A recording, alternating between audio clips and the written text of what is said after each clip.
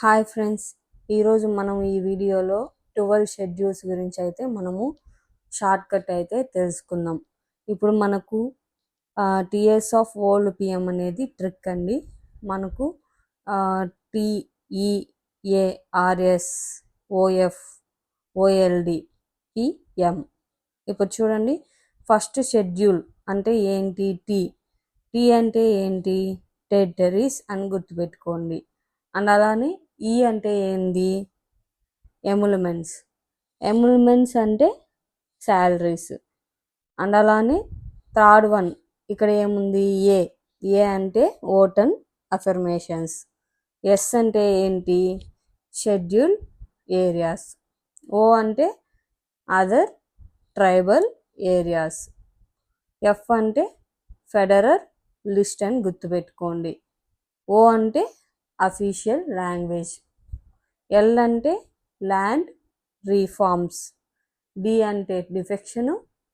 And అలానే P అంటే పంచాయతీ, ఎం అంటే మున్సిపాలిటీ. ఇప్పుడు మనము ఒక్కొక్క షెడ్యూల్ గురించి అయితే తెలుసుకుందాం. ఫస్ట్ షెడ్యూల్ టీ అంటే ఏంటని చెప్పాను? టెరిటరీస్. అంటే మనకు యూనియన్ టెరిటరీస్ ఎన్ని ఉన్నాయి? 7. అండ్ అలానే స్టేట్స్ ఎన్ని ఉన్నాయి? 28 స్టేట్స్. అండ్ అలానే ఇక్కడ చూడండి, ఈ ఇమేజ్ వచ్చి మనకు లూసెంట్లో షెడ్యూల్స్ గురించి ఏమి ఇచ్చారు అని. 28 states and 7 union territories with territorial demarcations. And అలానే ఇక్కడ చూడండి, షెడ్యూల్ నంబర్ 2 మనకి ఏమి ఇచ్చారు? Salary and ఎమ్యుల్మెంట్స్. షెడ్యూల్ 2 అంటే ఈ కదా, ఈ అంటే ఎమ్యుల్మెంట్స్ అని గుర్తుపెట్టుకోమని చెప్పాను. శాలరీస్, ఎవరు శాలరీస్? ప్రెసిడెంట్ది, గవర్నర్ది, అండ్ అలానే డెప్యూటీ స్పీకర్ది, చైర్మన్ది, స్పీకర్ది, వైస్ చైర్మన్ది, అండ్ అలానే రాజ్యసభలో ఉండే మెంబర్స్ది, అండ్ అలానే కౌన్సిల్స్ది. అండ్ అలానే మనకు జడ్జెస్ ఉంటారు కదా, హైకోర్టులో, సుప్రీంకోర్టులో, వాళ్ళ యొక్క శాలరీసు. అండ్ అలానే కాంప్ట్రోలర్ అంటే లావాదేవీలు, అంటే అకౌంట్స్ అనుకోండి. ఇది మనకు second schedule. Affirmations and oath అంటే ఇప్పుడు సీఎం తీసుకోండి, గెలిచిన వెంటనే ఏం చేస్తారు? ఓత్ అంటే ప్రమాణం చేస్తారు కదా, దాన్ని మనము ఓత్ అండ్ అఫర్మేషన్స్ అని అంటాము. ఇక్కడ లూసెంట్లో మనకేమిచ్చారు? Forms of oath and affirmations of members of legislatures, ministers and judges. ఇప్పుడు చూడండి, షెడ్యూల్ నంబర్ 4 అంటే ఇక్కడ ఏముంది? R, allocation of seats in Rajya Sabha. అంటే ఇక్కడ చూడండి, లూసెంట్లో మనకేమిచ్చారు? Allocation of seat to states and union territories in Rajya Sabha. అంటే సీట్ని అలొకేట్ చేయడం స్టేట్స్లో కానీ, అండ్ అలానే యూనియన్ టెరిటరీస్లో కానీ, అంటే రాజ్యసభలో.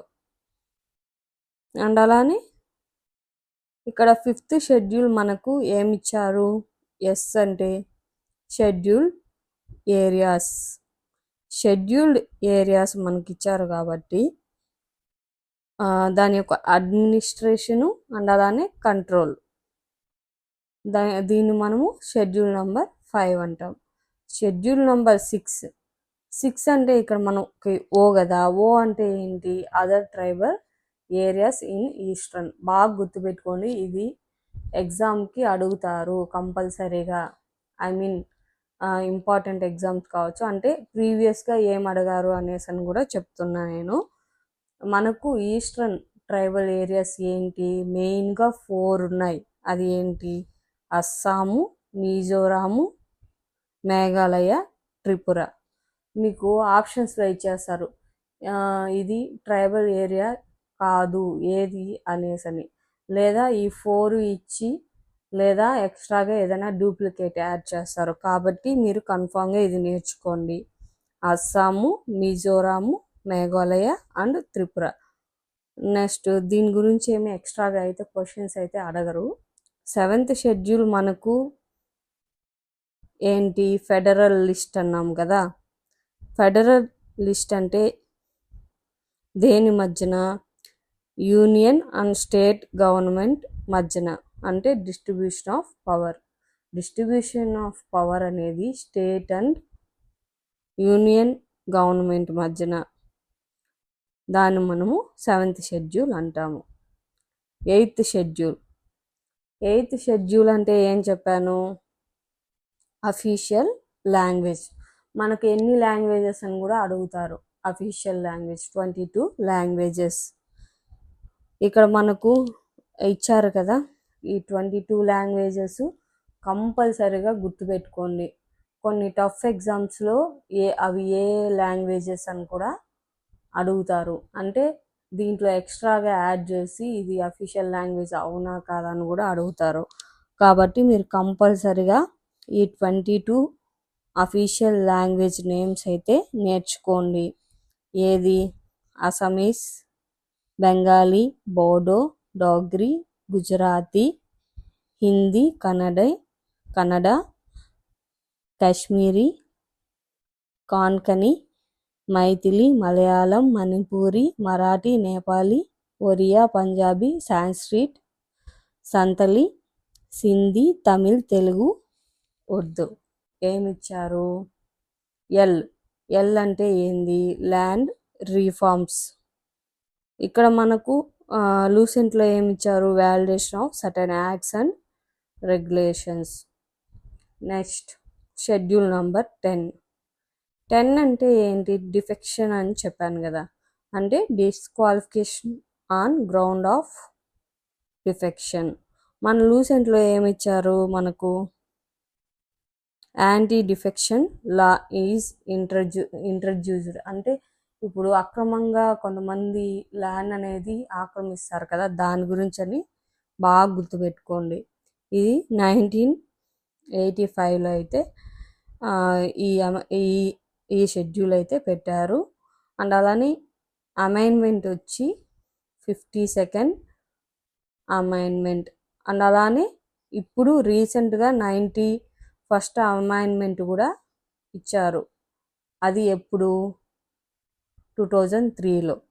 అదే 1985లో వచ్చి 52nd అమైన్మెంట్. ఇది ఎగ్జామ్స్లో మామూలుగా రెగ్యులర్గా అడుగుతూ ఉంటారు.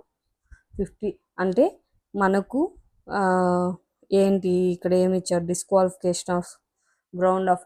ఈ డిఫెక్షన్ అనేది మనకు ఎప్పుడు, ఏ ఇయర్లో, ఏ అమైన్మెంట్, ఇది కంపల్సరిగా మీరు గుర్తుపెట్టుకోవాల్సింది. Coming to 11th schedule. 11th షెడ్యూల్లో మనకు ఏమిచ్చారు, పి అంటే పంచాయత్ అని.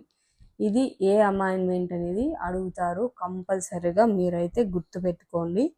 ఇది వచ్చి 73rd అమైన్మెంట్ 1992లో. అండ్ అలానే ఇక్కడ ఇంపార్టెంట్ విషయం ఏమంటే దీంట్లో 29 సబ్జెక్ట్స్ అయితే ఉంటాయి. ఇది కూడా ఇంపార్టెంట్, కానీ ఇక్కడ నేను మెన్షన్ చేయలేదు, మీరు నోట్బుక్లో రాసుకునేటప్పుడు రాసుకోండి. అండ్ అలానే 12th షెడ్యూల్ మున్సిపాలిటీ. అండ్ అలానే అమైన్మెంట్ వచ్చి 74th అమైన్మెంట్ 1992. అండ్ అలానే దీంట్లో సబ్జెక్ట్స్ వచ్చి ఎన్ని అంటే 18 సబ్జెక్ట్స్. ఎగ్జామ్లో రెగ్యులర్గా ఇవైతే ఖచ్చితంగా అడుగుతారు. మీరు కంపల్సరిగా ఇది గుర్తుపెట్టుకోండి, ఏ ఇయరు, ఏ అమైన్మెంట్, ఎన్ని సబ్జెక్ట్స్. 11th షెడ్యూల్లో నేను 29 సబ్జెక్ట్స్ చెప్పాను, అదే 12th షెడ్యూల్లో 18 సబ్జెక్ట్స్ చెప్పాను. ఇది మీరు ఎక్స్ట్రాగా పాయింట్గా నోట్ చేసుకోండి. Thank you friends, thank you for watching. If you like video, please do subscribe.